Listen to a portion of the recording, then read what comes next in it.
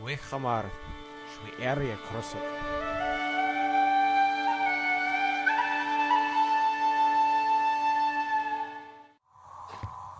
All right.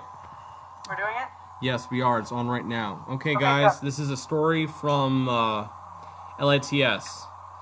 Darkness. Darkness greeted the vision of the prisoner as the deep sense of grim reality fell upon them. They had been kept within the depths of the dungeon for more than a year.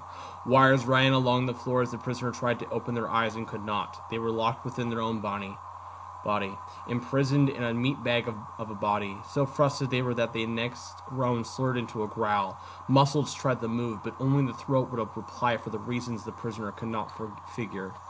"You are going to give us what we want, Eternal." The question was languishing on the edge of the prisoner's hearing. Suddenly, power came to their muscles as the wires hummed. "No, seared your skettin' mouth," the prisoner replied, his violet eyes opened wide and took in the blinding light of the holding cell. A muscular lithe form bolted almost literally against the wall. Pain seared through the impaled limbs of the questioner. A woman leaned closer. "Give us what we want, Errant. Give us access to the anathema." The woman smiled, a cruel-cut set of smiling Cheshire face with an overlarge nose. Lowborn likely was the inference of the mech pilot turned prisoner. "Seared you," the pilot replied as a tangle of greasy hair was moved around their head by the questioner. "Fine," the questioner said as they turned to face away from the pilot. Two forms were caught in the backdrop of a moment, when without warning, a high-pitched wailing filled the air, an ongoing wom wom wom that vibrated near the outskirts of the pilot's vision. "There's no way," the questioner said, her form freezing as she turned on the heel of her finely shined boots. The wailing continued as something came flying out of her peripheral vision and impaled her to the wall beside the pilot. Slowly, another form entered the vision of the pilot, a small, diminutive, young-looking lad with a large gem-like device set in his forehead. "Took forever to find you," the young lad told his master as he reached forward toward the technobolts imprisoning the prisoner. "Took you skettin' long enough, boss," the pilot replied after they were freed, long lanky hair moving beside the pilot's face as they removed the sonic blade where it stood in the chest of the now-dead questioner. "Let's get out of here. I'm done with this house business," the pilot slurred before they walked out of the room with a small lad in tow. All right, so that was a story of one of the nobles of the Land of the Stars, everybody. Tyre Shasarana. This is Shadowson, a.k.a. Padre Gog, as the Amazons say. Artenia Shanla. Welcome to episode 7, the official introduction into the Land of the Stars. Tonight, joining me on a very strange occasion is my co-staff member of our future venture, DasWyrd, Zin Kayruu. Say hello, Zin. Hey, nice to meet you guys. And the lovely Carnatia, or Karna, who is playing a Helgav in the upcoming pre-alpha. Say hello, Karna. Sally. So, as you guys probably figured out, that blade that killed the questioner was a singing blade. Now, it doesn't really go wom wom wom when it sounds. It sounds more like singing death as it cuts into your flesh. Anyway, tonight we're going to be talking about the Land of the Stars, or in the Elder Tongue, Tyre Shah Seirana. The upcoming RPG release, or if it has been released, the release of the game that's being developed by us here at DasWyrd and by myself, Padre Gosi. Alright, for those of you who don't know, we're going to talk a little bit about what happened in the vignette for a second here, and I'm just going to ask you both here, and I want you guys to kind of display why this is maybe something that interests you, and then we're going to kind of jump into the inspirations that kind of created this world in general. So, what did you two think of the vignette, the little shot from the Land of the Stars universe? You could have spoken a little slower. Well, yeah, this time I'm gonna have to agree. So, what do you guys think of the interpretation of what the houses do to each other? How they capture people, they literally impale them against walls if they want to get access to something. Well, yeah, they're assholes to each other. That's kind of how it goes. Kind of sounds like any seedy operations. The noble houses, they want to look great and powerful, but you can't look great and powerful without having those sleazy pinning people against the wall with knives. So, did you guys did you guys notice anything significant about the pilot? They were errant, thus a genic. There's something a bit more important about him. Remember what the questioner called the guy? He was an Eternal. Called him oh god, what did you call him? It started with an S, didn't it? You just read it. I can't even remember. They were saying words like "scared" and "sket," which are face slang for shit and fuck. Okay. Come on, those She ones are called the pilot an Eternal. The Eternal are the pilots who basically the errants that pilot the types of Chevaliers known as Ascendants. Ascendants are Chevaliers that have had multiple pilots. I think it's at least 3 die in them, and when this happens, it actually imparts a bit of the pilot's consciousness into the soul core, and it. Oh god, I hope that didn't get recorded. My dog just decided to let gas loose in the background. Okay, guys, now that's on the recording. I I Yay! didn't hear it, so Well, I heard it, now it's we mentioned. know. Fantastic. Joke away. But the Eternal are effectively the pilots who, they're considered kind of like walking memories, almost godlike in their ability to create these Chevaliers, these mecha that can actually move on their own. They're a lot like the Evangelion for Neon Genesis Evangelion. They can move on their own. They even have their own styles. That's why Chevaliers often are named, and they eventually gain their own attitudes. So I think we're kind of digressing here. So let me kind of jump in, and we're going to talk a little bit about the opening tropes of what kind of created this universe. So the big thing here is the 2 major tropes for this game are gray morality and space is an ocean. So do you guys know what these 2 are at all? We were actually... Sorry. Dwarf and I were actually looking through the space opera thing, and obviously space is an ocean is one of those things that's common in the space opera trope. It's obviously not how actual space travel works, but it's taking kind of the ideas of westerns and high seas adventure, and you're kind of applying that to the idea of outer space. Well, and it's specific to the trope. If you go to tropes.com, they say about space as an ocean is, it's not that it's necessarily high sail. What it is space as the ocean is the idea that space is huge, really big. Like, you know, remember in Firefly when they're just traveling between... Firefly is made up of about maybe a max of 4 systems, but remember how long it takes for them to travel between all the systems? Yeah. That's the It's idea. It's like, yeah. Well, you Like, could you could also think, TV tropes. Oh, sorry, go on. I guess Karna? No, sorry, I was just going to say, also you could look at something recent like Wildstar. The planets in Wildstar are few and far between. Oh yeah, they are. They're like maybe one inhabitable planet and like half the fringe. Yeah. Yeah, it's the same way with in Farscape. They have the fringe, and not the fringe, but the outer something territories. I'm going to get someone. Hopefully, we'll actually get a comment. Someone will correct me on this. But they basically have the outer rim area, and they have planets. They're all over the place, but there's literally huge chunks of space between them. So it's this idea that space is an ocean. The other one is gray morality, which I think everybody can understand. There's white and black morality, which is good and bad. There's gray and black, which is okay and bad, and then there's gray and gray, which is effectively morality is defined by the culture you grow up in. And I think a good way of looking at this is there are 5 major religions in this game alone, right? I mean, you have the Cretans who think that you worship star gods, and that's good. You have the Duxians who think that you believe in the Dukes, and you treat people well with equality, you get saved. And then you have Itzkachana that basically thinks that everybody has to be unified, even by force, to create everlasting peace. The Jade Path is kind of more balanced, and then you have the Thousandfold who are just happy worshiping their hero gods. So everything in the triad is kind of, and beyond, that's the central part of this, and we're going to kind of describe this in a moment. Everything in the LiTS universe is kind of like everybody at some point is right or wrong about something. And so what do you guys think of that? I think that's pretty much how things are in real life as well. So, yeah. Yes. Okay. No We problem. think the answer is yes.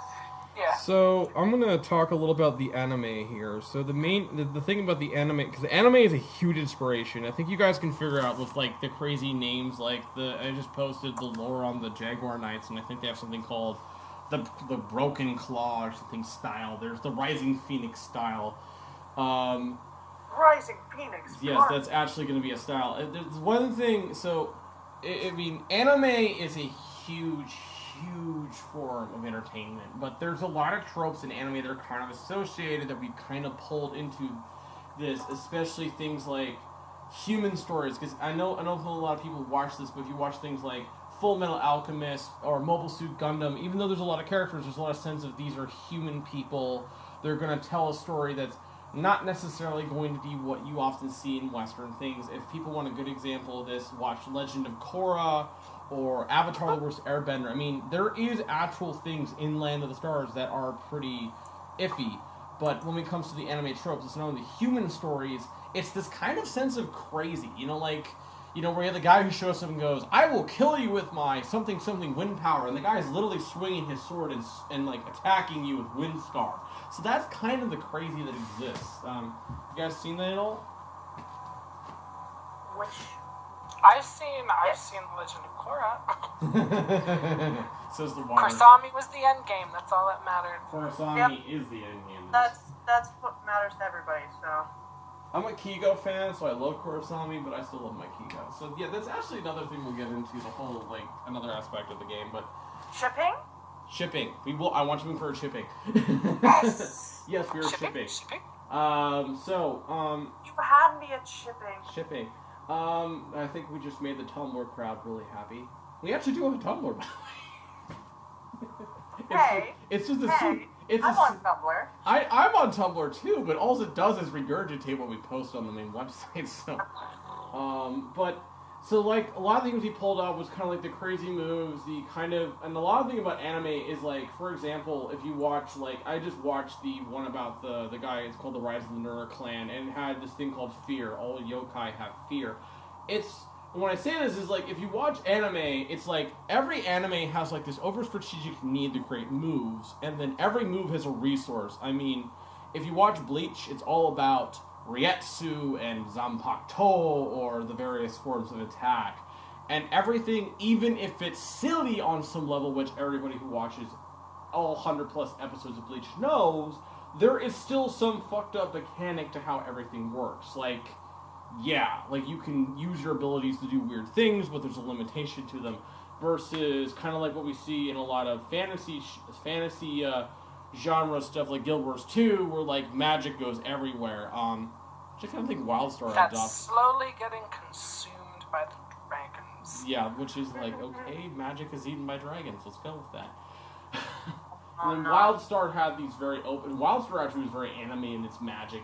There's a specific moveset, kind of magic from the specific things, which to me, I love that. So a lot of the crazy things that errants can do, which I've actually had people call them really stupid Jedi before. So I was kind of looking at them going, they have sonic blades and they can lift gravity and they use magical styles with swords. So I guess it's kind of Jedi, but they don't have that stupid code of dumb that runs them. I'm probably just pissed off the Star Wars crowd. Oh no, I'm upset with you. Apparently the part of this podcast is now inflaming every single domain that is not us, that is not our fandom. We must now make fun of them. Yay? Star Wars fan. I don't know. So let's talk. I'm gonna jump down here, and I'm gonna talk about mythic sci-fi, pulp, and space opera all in the same time. Let's talk about the shows that kind of influence this game. Western shows. I'm gonna say Babylon 5, Farscape, Firefly, and people are probably going, where the fuck is Babylon 5? Oh, I kind of get it. They're going Farscape? Shit, people know what Babylon 5 is. Yes, people I know think it. I have a vague recollection of what Babylon is, but I know the other ones better. I'm pretty sure I told you what Babylon 5 is. It's a show I watch every time. I'm pretty sure, and then there's Defiance. I'm probably eventually going to create this big-ass list of shows you must watch to understand how this game works. But definitely, and then, Farscape is a definite with, the different racial reactions and stuff. Star Wars, kind of. I'd say Star Wars on the epic scale, KOTOR, that definitely was an influence. And I'm not talking about Jedi. The whole errant magic thing, that was influenced by stuff like Bleach, Full Metal Alchemist, warrior class stuff from, knights and things. And then what was another example? I would definitely say Battlestar Galactica, even though I hated the ending with Starbuck.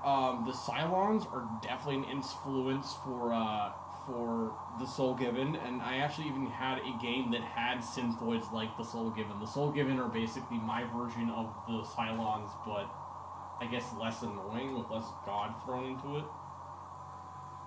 Because obviously machines are monotheistic, right? Kind of made it sound like the Goa'uld a bit. They do sound like the Goa'uld. Which ones sound like the Goa'uld? Oh my God, Stargate. The Guagara are totally like the Goa'uld, right? They're running around. They're like the Wraith and the Goa'uld merged into this horribleness as one thing, right? And also maybe with a little bit of the those weird dinosaur guys from Farscape, you know? No. Yeah. And then the Pharaoh are like the peacekeepers mixed with nobles. Yeah, I really like Farscape. I had never finished watching it. I really should. It is good. It's fantastic, and it definitely just a lot of stuff. So I'm now gonna jump into. Let's talk a little bit about what space opera is. The reason all these shows we mentioned, they're effectively space opera, and space opera is like, I don't know if you guys ever noticed this, but everything that is space opera. I mean, if you want a great example of the best of space opera, watch Fifth Element, Jupiter Ascendant, that horrible movie, that horrible live action version of Wing Commander, Starship Troopers. Starship Troopers is more military science fiction, but it's still science fiction. Still Oh my space opera. God, Starship Troopers! I laughed watching that. I love that. They actually put out the new animated one's really cool. It was sad, but it was good. But it's an example of like the notion, and I haven't even jumped into mecha. We're gonna have just a discussion about mecha one night. But the space opera thing is all about, like, look at Gundam. Gundam is a great example of this. It's all about the big personalities. It's like when you watch Star Trek, you always care about Picard or Troy. Even though some people find Troy annoying, or Wesley when they're not trying to kill Wesley, or Spock, or Major Kira. And I know I just jumped from TNG to OST, and I actually haven't seen the original series. It's fine.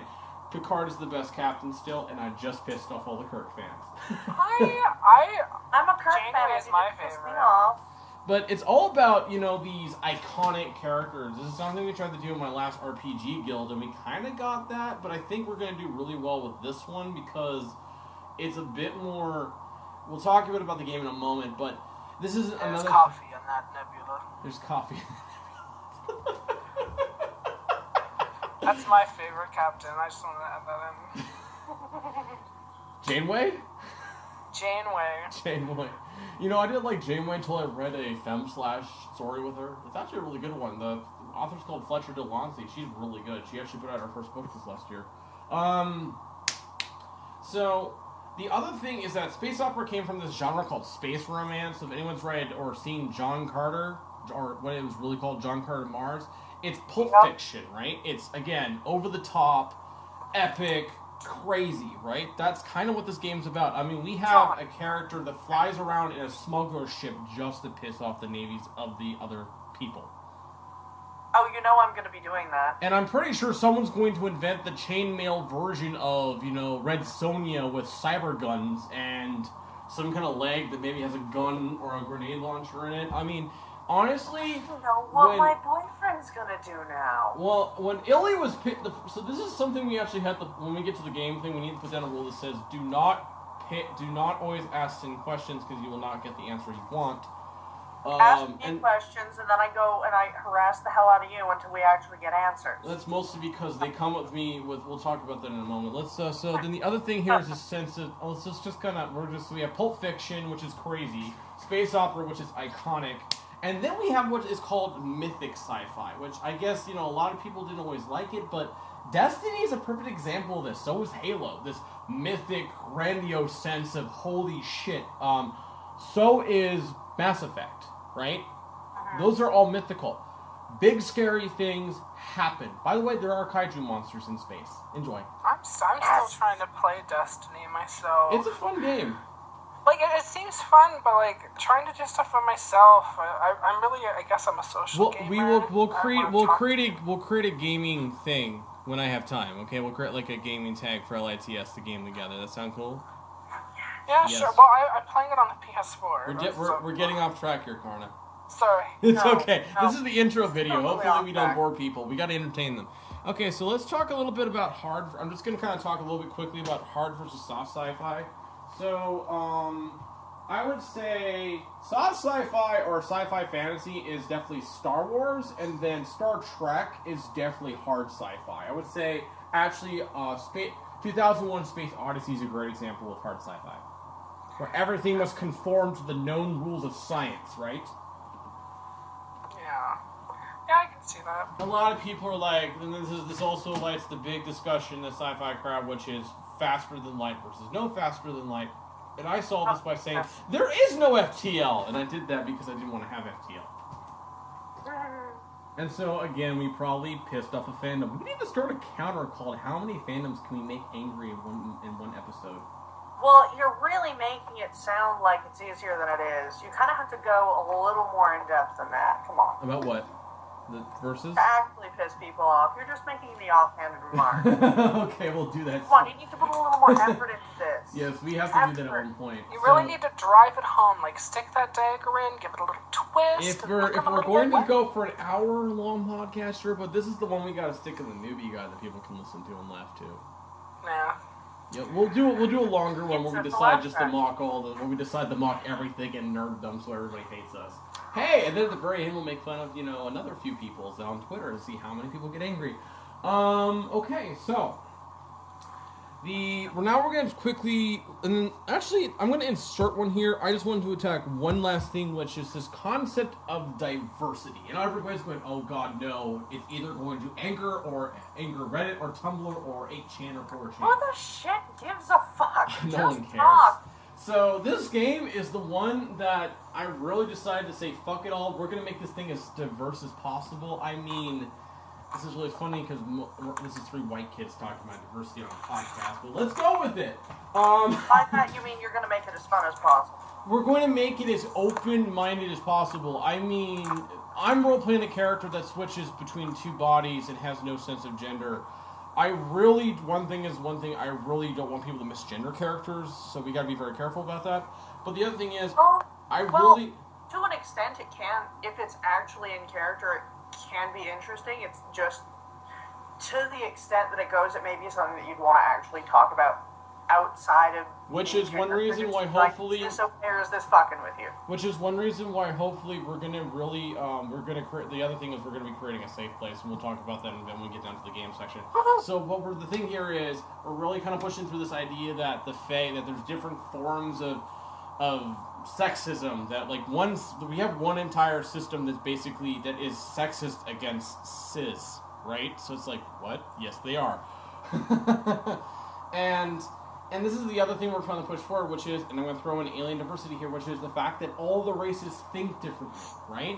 That, a lot of people, humans think differently than each other, but we kind of do have, a general sense of how we think. Well, Feyre are like humans, but more clannish and superior. And then the undead guys are, completely different. So the idea is not only do we have, gender diversity or lack of gender or different forms of reproduction, including bringing back grandma from the dead,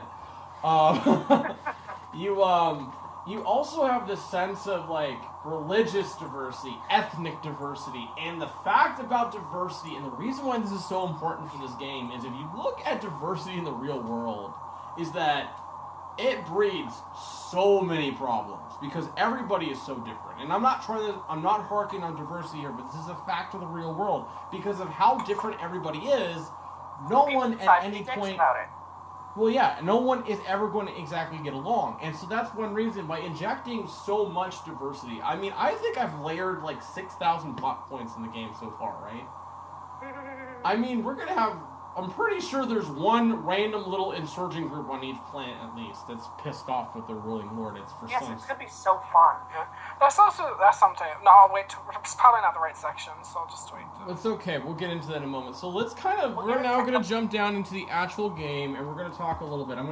For those of you who don't know, here's a quick thing of astrography, as we call it. Astrography, which is the map of the stars. And yes, it's kind of a flat plane.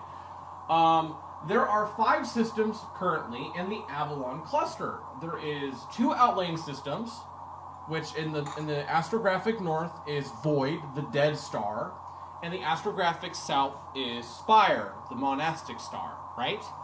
Between these 2 groups and the central trinary system are the northern reaches and the southern reaches. Between the both of them are the 3 stars, which are all linked together in this kind of weird outward spiral setup. You have... If I may? What? If I may? Go ahead. Okay, fine. You can describe it. So, for those who are still kind of learning about this, don't worry, we do have a wiki. You don't have to memorize it. Go on. Even the wiki has ridiculous amounts of things. We even have a newbie guide. I know. So, okay, so you have Throne, which is named actually very specifically for that reason. It's named Throne because it's the central system. Rook is the middle system. A rook is a person that stands guard, so that's why it's the middle system. It represents the middle ground. Sentinel represents the outward system, right? And there's also, and between the planets, you have the Pale, which is a region that is not located. You have the inner and outer Pale, which are the regions of space. And then you have the Marches, which are the regions right by where the reaches begin. So effectively, you have these all, and the thing about this is that there's a Kuiper belt, there's a bunch of dead planets. And when I say dead planets, I think people can look up and say dead planetoid, no sun, it's made out of ice. So you have drifter colonies and other things. So you have all these different polities that exist in these 3 systems. The central system is called the Triad. Why? Because the Feyre are obsessed with with the number 3, and I just called it a letter. Hilarious, stupid, moving on.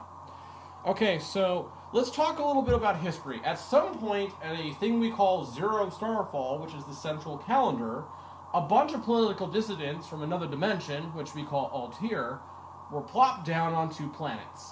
Ellis and Ara.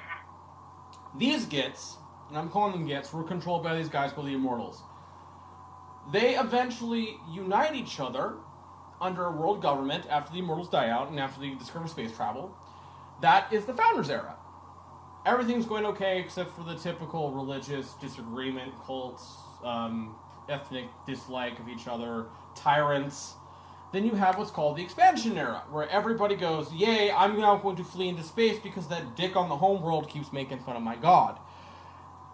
What happens next? As they do. The guys in the colonies and the guys in the world start bickering with each other. There's a war. Then this guy called Balaken shows up. He forms the first dynasty. At this time, all the big mega corporations sign up with him. They begin forming what they call basically the basis for the nobility. Okay.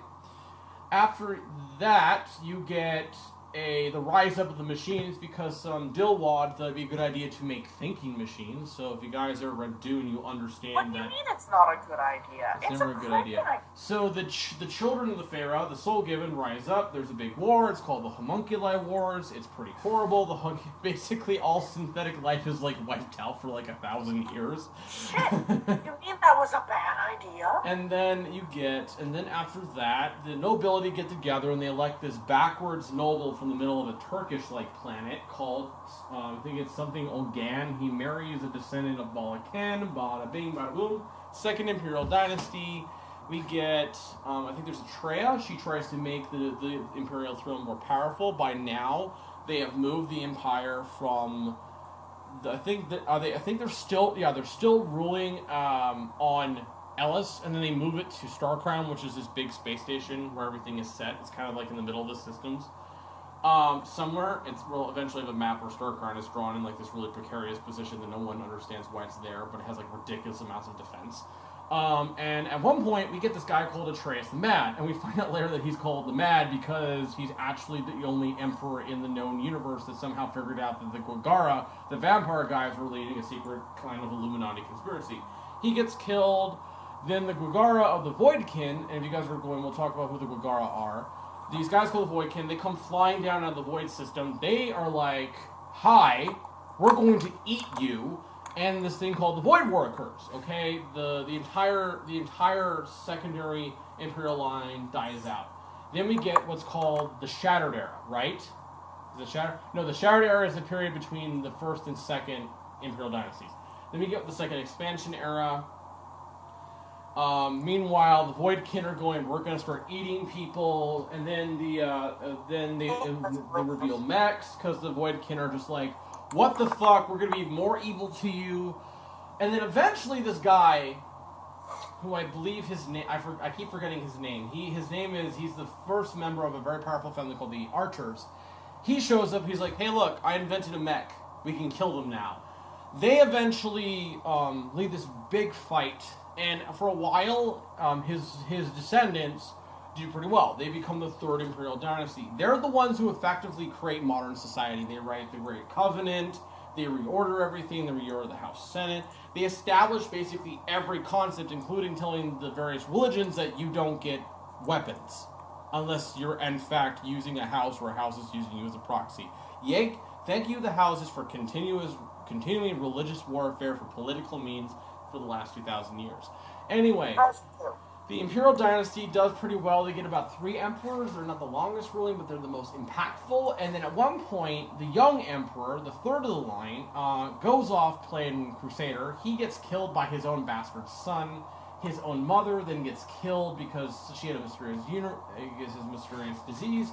And effectively, everything comes crashing down. It's a bit like what happens at the end of the Han Dynasty. Everything is split up. The most powerful mooks go, we rule each system, and we establish what we call the 3 systems era. An era of religious warfare, an era of warrior mechs, of crazy techno-mages, and let's talk a little bit about the races so we can actually kind of get people to understand what the hell we're talking about. Zin, do you want to kind of do a quick overview of the 5 races? Or do you want me to do it? Sure. How about this? You do the Pharaoh, I'll then do the Soul Given, the Gugar, and the Arashi, and Karna can do the Heligav, since he loves the Heligav. Are you excited? I can try. So, just a quick roll. It's okay, you're making one.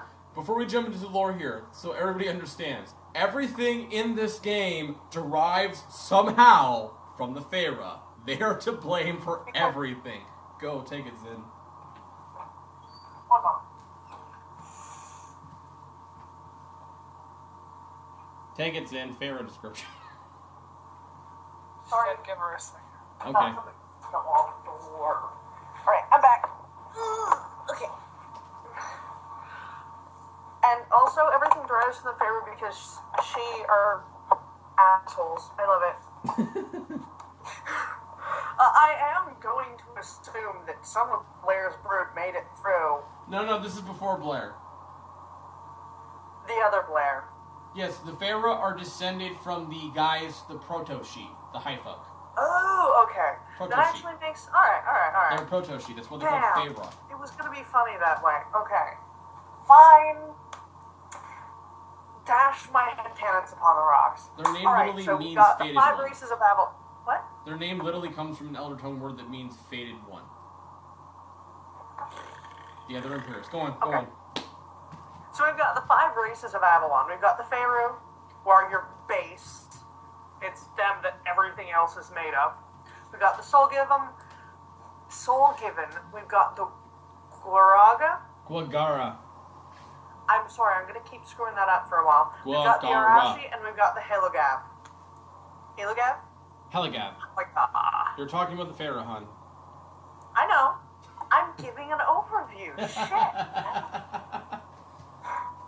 God, what an asshole. So the Pharaoh are actually pretty freaking neat. Also, some of them look like elves. They've got the pointy ears. I love it. I'm a stickler for that. You're breaking up, hon. I'm sorry. It's one of my traits. I still haven't dropped. I was like a pre-T. Okay. I'll bring it back. Bring the laptop here. So, there are 5 subspecies. We've got the Worldborn, we've got the Starborn, which are the first offshoot of the original Worldborn. The Shipborn, we've got the Jamespun, which are artificially made. They're kind of creepy. A little bits. And we have the Wildborn, which have almost no lore and which I'm very interested in. We'll get more later. Worldborn tend to be strong. They are the second tallest, yes. Good immune system, tend to be a little stocky. They're the ones who live on planet. They are pretty cool. We've also got the Starborn, which can actually kind of... Sorry, words again. They're born in Colonies. Yes, that's the word I was looking for. Think They're the colony folk. Think cylindrical colonies from Mobile Suit Gundam, guys. Sectors. They're thin, they're pretty agile. They and the Worldborn don't get along too well. Never The have, shipborn- never will. Never have, never will. Yeah. We come from two different worlds. Mine is made of metal and hovers in space, and yours is made of dirt and hovers in space. We can't agree on anything. Meanwhile, we've got the shipborn, who aren't super neat. Basically, basically, space elves. they're the ones who live on the ships. They're the smallest. They've probably got the worst immune systems out of the group. A lot of the people who you're going to see who are traveling, who are pilots, that kind of thing, are likely to be shipborn. I'm going to be switching ship and star here on accident a couple times. You can just call not them bad. elves if you want to, if everybody else calls them. It's... What are you whispering? I said Why that are they're you sometimes called elves because they look like elves. Yes, that's why I love them. Space elves. Also, so the fact that basically they're kind of elves. attuned to the Star Winds is also super fucking cool. If they're not even astropaths, they just can feel it. They're like, I feel it going this way, and they actually paddle it. It's really creepy. Yeah. They have two groups. There's the main group that kind of tends to have a more rigid type of hierarchy, and then you've got the Corsairs, which are a little more, you're either brutal, you're either cunning. That's how you kind of make your mark. As you can probably tell, I've got my favorites.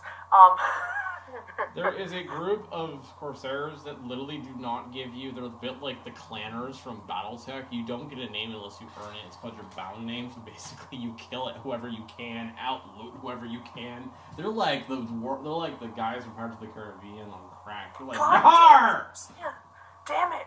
The name I won was Shithead. Can I get a do-over? Except they're more like the Corsairs from like Barbary, so they're gonna be more like a lot more black, more African, North African, Swahili, kind of Eastern African, Nigerian, or not Nigerian, but Somali. Anyway. Yeah, kind of like a Berber feel, basically. Anyway, let's. I'm now gonna jump onto the. neutral between the Worldborn and the Starborn because they don't have time for that shit. Yeah, we need to jump down to the Soul Given. Almost there. Hold on. Okay. Shipborn are also thought to be a potential source for the original genetic mutation. There's also the Wildborn, or ferals or mutals. They're adapted to genetics, hit a dead end, more animalistic, sharp teeth, pointed ears, fun. Sometimes they can actually make their own little tribes, but Very rare. They more integrate into society. more typically... Look at this neat thing that I found. I actually found a picture on my Pinterest. I'm actually added a Wildborn Pinterest board now, so I'll be adding pictures of ideas for them. Good. Yes. Okay. I'm now going to steal it from And you. then there's Gene Spun, Yes. which are artificial. Go on. Okay, we've been going on for like 30 minutes now, so we better jump down to the other races. Okay, so the Soul Given are known in Elder Tongue as the Anavrodir, and their actual name is Enarodir. By the way, it's Feyre, not Feyru. A lot of people, it doesn't matter at this point. If you're using the favorite, term... right? Huh? Everybody calls them Feyre or Feyre. Anyway, Enarodir, or as Soul Given as we call them, because a lot of people are like, Enarod, whatever, it's like Enarodir. It's rolled. They're the Soul Given. The Soul Given are synthetic. So you have created intelligence, which is everything that's made up or created. You have VI, which is virtual intelligence, which if you've ever played Mass Effect, you kind of get the idea. They have a specific program personality. The Soul Given are synthetic. They're a higher level. The reason I don't call them artificial is because artificial just, I guess I didn't want to call them artificial. It means something else here. Well, because they're synthesized. They're created. They're synthetic, right? But they're realistic. The Soul Given are very strange. They can look like humans, which the Pharaoh do, some do distinct, or they don't. They can also look incredibly robotic. They have no sense of gender. It's assigned to them. They can live for years, and they're just weird, right? They basically form their personality around who they interact with. And they eventually do deteriorate. It's kind of like rampancy from Halo. Over time, their minds deteriorate, their personalities fall apart because they're too old. Which still doesn't explain how the Arashi live forever. Anyway. Because the Arashi are OP motherfuckers. They are. The Soul Given have 3 general subraces. They're not called subraces in this context. They're called series, and then the subgroups are called classes. Which is interesting because I actually read the lore and it mentions a consort class. So it's like there's an ethnic consort class. This is going to be fun. Ethnic consort. And then at the very end, in the game, we'll talk a little bit more about archetypes if we have time. But so the first one are the homunculi, which is basically means created man. They're mass-produced. They're basically like the skin jobs from Battlestar Galactica. They're the most organic looking, but they all look the same. So they are kind of strange in the fact that there's like 1,000 of them that all look the same, and then they effectively create different personalities. Then you have the squires, or the esquire, which are not to be confused with squire, which is a rank with errants, which are the bondmates. Then you have the esquire, which are specifically made for errants, to bond with, to pilot the mechs, or as they did in Pacific Rim, to do the mental handshake thing.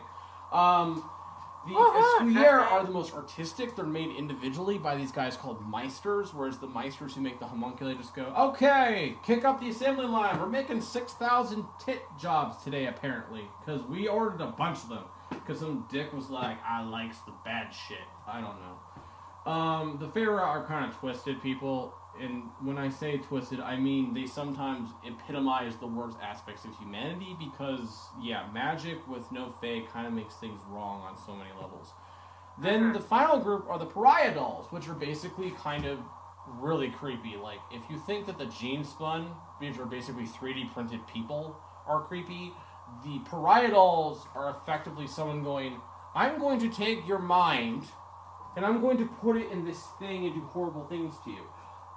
And I'm starting to wonder if maybe this is more grimdark than I originally wanted it to be. But anyway, pariah dolls are a good way to do with your prisoners. You stick them in another body, and that's why they're called pariah dolls. They're basically the playthings of the nobles. And right now, the Soul Given effectively exists in kind of this pseudo-slave status. They're considered not sentient. Whereas the other races are like, hey, look, you're useful. The others are like, they're basically like slaves during the time of the Roman Empire, or Egyptian. And they can be a very valuable commodity, or they can be killed in mass. So it's kind of horrible. So there's actually kind of like a civil rights abolitionist movement among them in Farah. It's called freedom synthesis. Problem is, it's also a lot like early times with like the KKK. The Farah really don't like it. So it can end up with a lot of dead Soul Given. Alright, so that's kind of who our synthesized synthetic robot people are. And with them, we wanted to really explore the sense of, you're a made person, what does that mean? So now we're going to jump into the third race, the one that Zin can't pronounce, which is the Gwagara, coming from the Elder Tongue word Gwagara, meaning hollow one. The Gwagara are split into, I believe, 4 different kindreds. There's the Vermkin, the Spiderkin, the Devilkin, and the Voidkin. The ones that everybody hates are the Voidkin and the Vermkin. The Vermkin or the Wormkin are the weird dragon-like guys that are shifting around randomly in the southern reaches. The Voidkin are these guys that basically look like silver-skinned elves that pull out of nowhere and eat people. So the reason why Gwagara are scary is, 1, they're all natural genics. That's scary. 2, they can look like normal people. They can look like a Soul Given, or not the really like metallic ones, but they can look like the bioorganic ones. They reproduce by basically infecting people, and they go into a cocoon and they come out as these weird kind of semi-larval, basically kind of neutered humanoids that then evolve into a male or female looking or an androgynous looking Gwagara, right? And Gwagara are really like, how do I put this? They're scary, but they're really fucking attractive on like a scary level, if you guys know what I'm talking about. Think like vampires, some of them have horns, some of them, and again, they're all natural genics, and they exist in these kindreds, which are kind of like these loose tribal groups. They also speak Anglo-Saxon, which everybody knows makes everything sound more evil. I'm just kidding. I'm sorry, people of England or old English lovers. Haha, I got that in there. But they're the ones that basically are kind of causing all the problems. The Voidkin just want to eat people. The Vermkin are kind of trying to figure out what the hell they're doing. The Devilkin are basically kind of like our demonic substitute. So like there is no ghost. How do I put it? It's kind of like Wildstar, where there are demons and stuff, but it's explained via wacky, weird technology. So like we have deals with the devil, but you make deals with creepy vampire things, and they give you creepy like biotech. The Devilkin are kind of being used as like the slave race by the Spiderkin. The Spiderkin are going around and they're going, we're going to create an evil secret empire and eat everybody. That's what they're trying to do. And that's who the Gugara are. Now we're going to jump to the Arashi. The Arashi are the result of basically a death cult gone wrong. What happened is this guy discovered that this strange substance called Abyssal Stone can be used to create this weird process of bringing people back to life. They found out partway through this that the Arashi, or from the original term, the Arashaira, which means the returned ones, that they actually go insane. So because their mind deteriorates after being overlong. So what they found out is that if you take the neurocore out of the brain of a soul given and you implant it into a human, not a human, but the body of Eva Pharaoh, you basically can make them live forever. I don't know how this works, but this is some crazy ass like neo-alchemy. There's actually a guild dedicated to that. But there are 3 types. There are 3 cabals, as they're called. There is the Anapa, which are kind of weird. They're very, very Egyptian. They're very ritualistic. They're if you think of it, think of kind of like like Egyptian means ancient Ethiopia, right? And then they are the ones who formed a group called the Sunhawk Battle School. The next group they're called the Draegr. They are they're also known as Ice Walkers. They're the ones that live on this kind of monastic area on the top of an ice, this kind of gigantic ice flow, and they're kind of like, tribal Viking guys, right?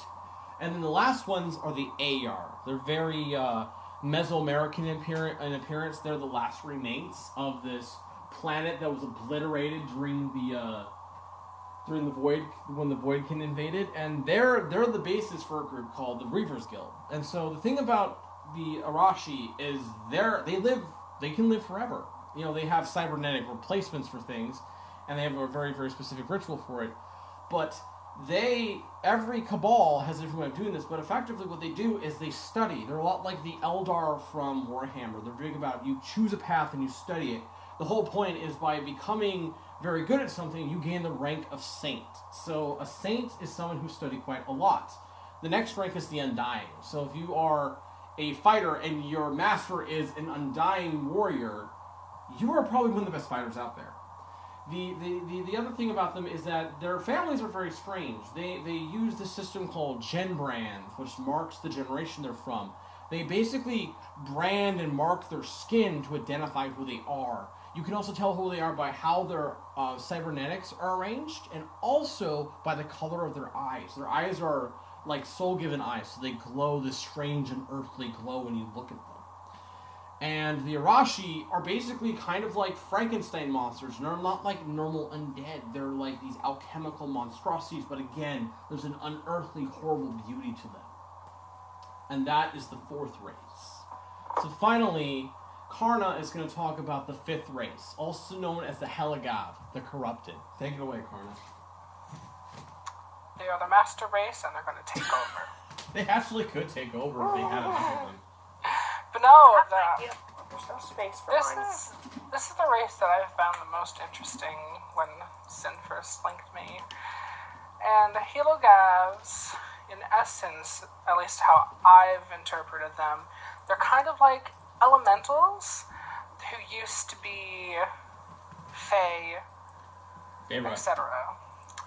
It was near the end of one of the eras when they were trying to create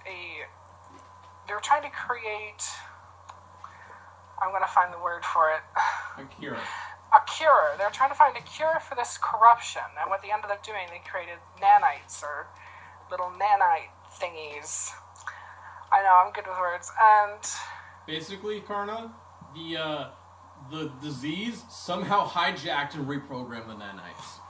Yes, and so the nanites that were originally supposed to cure this corruption ended up embedding themselves into the genetic and genic codes of the Fae and started unlocking on like this sort of molecular level and changing their entire physiology from the inside out. So you have there's the different stages. When you're first infected, you start seeing minor changes, and then you move into the second phase, which is the skining phase, where your changes become more pronounced. You basically and then get there's like these runic the markings on your skin and they glow. Sorry for interrupting. Yeah. So the body changes on a molecular level, and you become more elemental with the different elements in the galaxy. There's water, wave cursed, ice cursed, fire, earth, stone, plants, wind. So these people, they change to become more like these different elements. And they're one of the newer races into the whole triad area, galaxy systems. Sorry, I guess I'm starting to get a little tired. It's really early/late here. No problem. I can cover it. Oh god, it is, yeah. Yeah, but yeah, so they're elementals. They're starting to form their own type of government, which is the Amatharine Court or Amaranth Court. And the court is a political power that this new Helogavs have been using to grow power and to help other Helogavs, because there are people. There hasn't, from what I understand, there hasn't been a way to really tell if somebody's going to be infected. Like my character, from what I understand, she is the only one in the family that is a Helogav. And I guess nobody really knows why she is and nobody else is. So it's really random, but there's political power that is helping them, and there's different circuits that they are part of, and they have their own arts and culture, and it's all really new. So they're trying to discover each other, and They're a bit like the Silvari. Somebody else has to take over. I feel like I can't. It's okay. The Helogavs, so quickly as Carna mentioned, there's the ones that in Curse are called hexes. Those are the ethnic. Those are the what we call those are the known ethnic groups. And then above that you have the encryptions: Undine, Gnome, Ifrit, and Sylph, and those are kind of like these elemental spirits.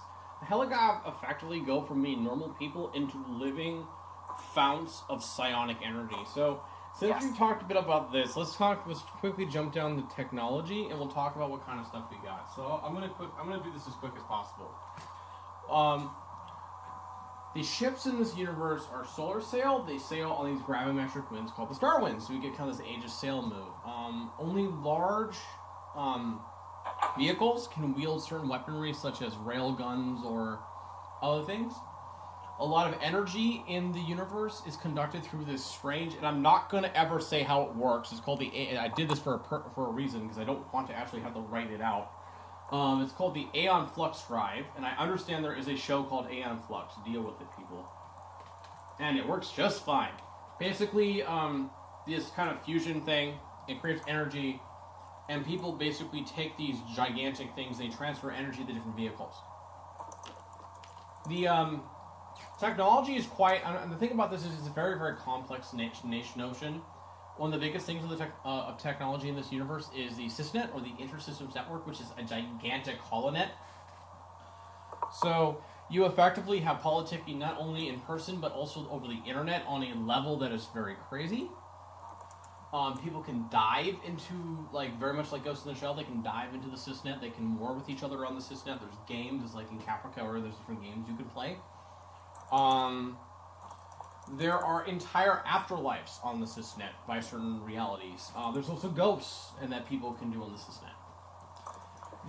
The main form of warfare is often conducted between the ruling houses. The houses are the major nobles, the kind of neo-feudal guys. They control everything. You have the sovereign houses, which rule everybody. I'm jumping kind of into society now.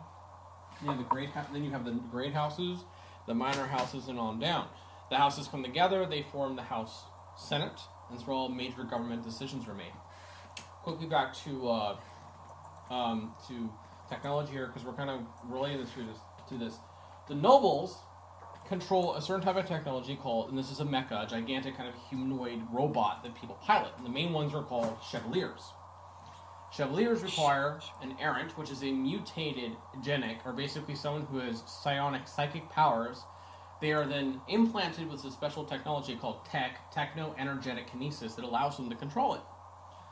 These guys form a warrior class, kind of like the samurai or the knights or other, warriors that existed during ancient times. They serve at the behest of the nobility that pit them against each other in kind of these ritualistic wars. The chevaliers then, when they get damaged, they can be repaired by various things. And now we're just going to kind of skim back to technology here. And what we're going to talk about quickly is a little bit about what kind of biotech they have. They have nanites, as we mentioned. There's nanotechnology. There's also nano-weapons, which can eat people alive. You have the ability to effectively cure a lot of disease and not cure a lot of disease. There's also the ability. There's limited healing technology, mostly because I don't want people just magically healing themselves. Understandable. And there's also, even though ships are in space, they don't travel very quickly. So, effectively, we do have kind of the sense of grandiose, kind of Blade Runner-esque sense of certain cities or gigantic metropolises. Some are very interesting. There's anti-grav levitation, so there are hover vehicles. It's effectively kind of your stereotypical sci-fi in that notion. We'll get more of it fleshed out along the way there. But one of the biggest iconic things you need to know about is the Chevaliers. Singing blades, which are hypersonic weapons. And they come in various forms. There's the tech, which creates things. There's the sysnet. And those are the ones you really kind of need to know about as a player. So now let's quickly jump to the game. Do you guys think we covered enough about the setting that they kind of get what we're talking about? Yes. I Okay. hope that my vaguely weird. Let's ride the star winds. You're fine. Yes. Let's ride the star wind. So let's talk about messing with other people in game. Okay, Zin, why don't you kind of describe what the game's about, and I gotta go do something. You do that, and I'll come back and pick up where you leave off. So if I was actually going to indulge my trolling instincts, I would be like, and this is a game where everybody kisses and it's all about the common man. It's not. We do have a focus on the noble houses and the political intrigue and all the clashes and everything that comes with it. We're likely going to be... Who's sniffing at me? It's probably... we're likely going to be opening up some stuff to do with the religious intrigue back in the... God, which system is that? I'm going to throw it to it. I can't remember. Sentinel, right? Sentinel, yes. Yes. Not that one. It's that one, right? Just to quickly note, no matter, the one thing we're going to note here is that the religious factions are not going to be factions unto themselves. There's always, all the factionization is going to be done via the houses, because that way it keeps it focused upon the houses. Mm-hmm. So we are trying to kind of... Besides, there should be a separation of state and religion. Yes. Tell that to House of Fiends, who basically Well, controls the Silver Creed. in a perfect world. But, well, everyone's religious ideas tend to influence things one way or another, so it kind of does reflect things in that sense. We're going to try and focus on, like, intrigue on, at least a little bit on space battles, probably, because you can't really have a space opera without, and then the guns came out. The ships came out. Then, as they thought the battle had ended, the ships come out of Aeon Drive and bombard the planet's surface. Because, there's nothing like God, what the hell was it? The thing that the guy did, the burning everything in your wake. That. The Scorched Earth policy? Scorched Earth policy, yes, thank you. You mean... It's been a while since I took a history course, and it's fading from my brain again. I know, you're just like, how do you not remember all of history? So, this game is about the intrigue of the noble houses, but it's also about the members of the houses and those who serve them. When you become a member of a noble house, what you'll do is you'll log on, there'll be a big list of noble families, and I'm just going to say this, there are 2 main noble games. At the point of this recording, that I've been part of it, there's one for Silver and there's arcades. And the way how these kind of games work is you have a list of various characters, kind of like your active cast. It's a mixture of what you call a pre-made character and an OC, an original character. You find one on the list that's open, some of them will have names, some of them will not, and you go, I want to play this guy. And then all you're going to get is like an age, maybe their ethnicity, what race they are, and maybe what position they are in the house. Then you go, I'm going to go mix a character. You make the character, then the other members of the house will approve it. So what we're doing here is we're creating a game that's not just about intrigue, but it's also about the characters themselves. It's kind of like when you read Game of Thrones. I'm going to say Game of Thrones even though it's really called Song of Ice and Fire, and I will keep saying this till the end of time. And the annoying cat is back. One moment. Hi, kitty. Precious baby. If there's one thing that the internet loves, it's cats. We're at like an hour now. And cats being idiots. So, it's like in Song of Ice and Fire where we come to really care about, Jon Snow, where we come to care about the Starks, about Jaime Lannister. It's like when you read Dune and you actually care about Paul Atreides and Jessica. You care about the characters and the whole backdrop of the intrigue, of the wars, the feuds, the vendetta. I will be Pope, like in the Borgias. It's all about how cool is it that Cesare Borgia went mad and basically almost ruled all of Italy, then died in like this weird fashion. Or, you get so involved and you love the characters so much that you take the book, you throw it out, and you're like, no, I'm not going to read any more bad things happening. Or you join the ship, like or they you did join with the Game of Thrones Blair series. Foul ship line. Come on, we all know that Tristan and Blair were going to end up together. It was a given. Probably, but that would have been really, really fucked up. Yeah, lots of control issues. Speaking of which, message in your other window. I will do that later. What did you do? I can't see things. Oh, hi everyone. That's all I see. Anyway, Bunny can unlock. Yes, no, we're not going to pick it up again. We don't have time for it. I do. You're not running a game I ran. Let's get back on topic. I'm not running. Get back on topic. Back on top.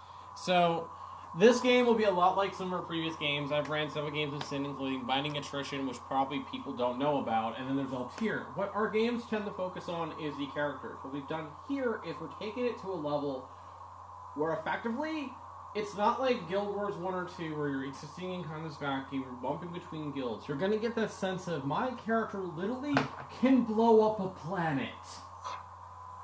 We will do that. I'm not kidding, we are going to do that at some point. Someone's going to want to do it, and we'll be like, yes, I'm going to become the World Slayer. Kanye's gonna flood Sentinel and make it a water world. Sentinel is not a world, Sentinel's a system. Yes, Well, whatever planet she's on. Apparently we just flooded the entire system, space water. Yep. Yes. Now, what was the planet again? Now get Yomi? off She'll that- flood Yomi. Yeah, I need some more water. But anyway, this is a game with not only do you have unique everything, and I say unique everything, you have unique races, religions, other takes.